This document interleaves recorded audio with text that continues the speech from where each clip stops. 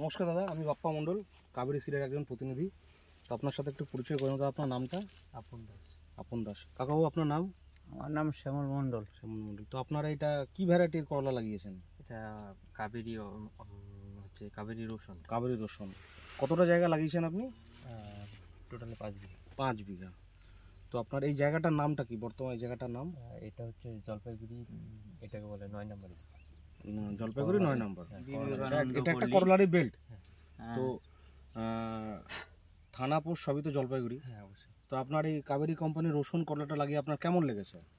হ্যাঁ, ফলন খুবই ভালো। আচ্ছা। আর ফলের কালারটা অনেক ভালো।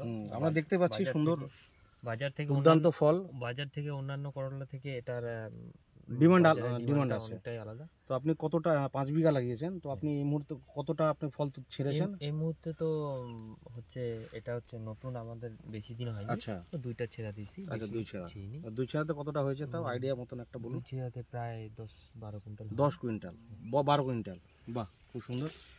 তো আপনার সাথে কথা বলে দাদা খুব ভালো লাগলো। তো আগামী দিন আমাদের রসুন কলাটা আপনি চাষ করবেন তো? হ্যাঁ, অবশ্যই করবো, কেন করবো না। যেটাতে ফলন ভালো হবে সেটা তো করবোই। অসংখ্য ধন্যবাদ দাদা আপনাকে। নমস্কার।